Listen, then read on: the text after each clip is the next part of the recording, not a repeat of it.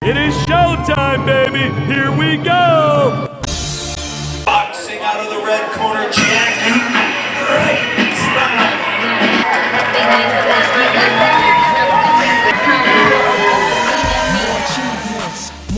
My name's Jackie, and I'm a boxer. And I train out of Decatur Boxing Club. And I've been training here for about 7 years with Terry Moss as my trainer. I was a rower when I was in college, and when I went to grad school, I was done with rowing. So I was looking for something to stay in shape, and I found boxing. And my competitive nature kind of took over, and it just escalated to the point where I started doing it competitively. Boxing is the hardest sport I've ever done. And growing up, I played basketball, and I played softball, and I was a collegiate rower. But boxing by far is the most physically, emotionally, mentally taxing sport. A lot of times you'll see fighters get tired in fights. You know, they'll wear out soon if mentally they're nervous. It'll make you more tired.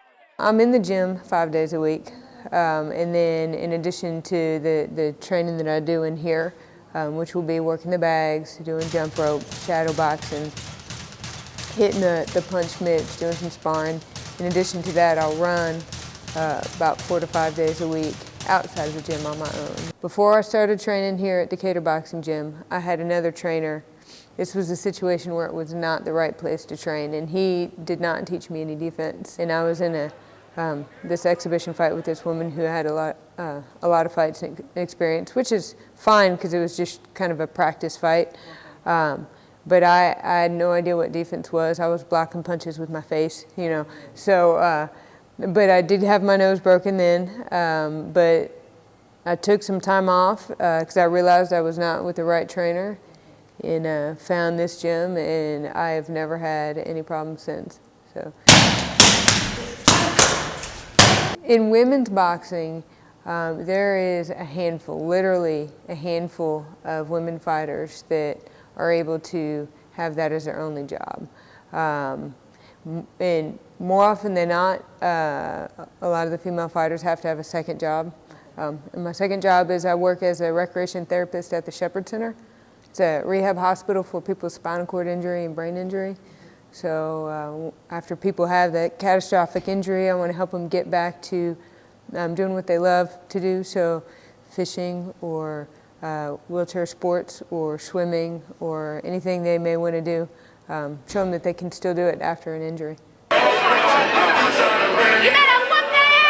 It's hard to find promoters that want to put women's fights on, which is baffling because more often than not, when you see women's fight live, a lot of the spectators that are there comment on that it's more of an action-packed fight, or it's more of an enjoyable fight, or it's more of a passionate fight.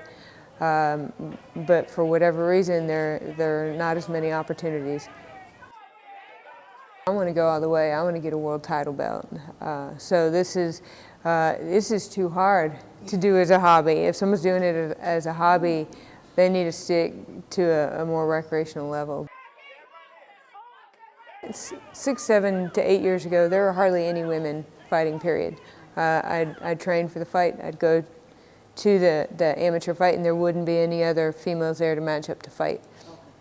And so we decided, okay, let's go pro, because that way you can, you know, there are more opportunities there. Now, in 2012, it's going to be the first time that Women's Olympics are in the boxing, or women's boxing is in the Olympics in 2012. Yeah, and so there are a lot more opportunities popping up for amateur women fighters. So hopefully we'll see an increase in that. Don't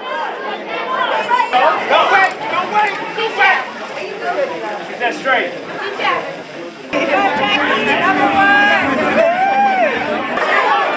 Go to the body, Jackie. Don't forget the body. Good shot. Get that jab out. 2 behind you. Last night I had my 8th fight. Unfortunately, the decision did not go my way.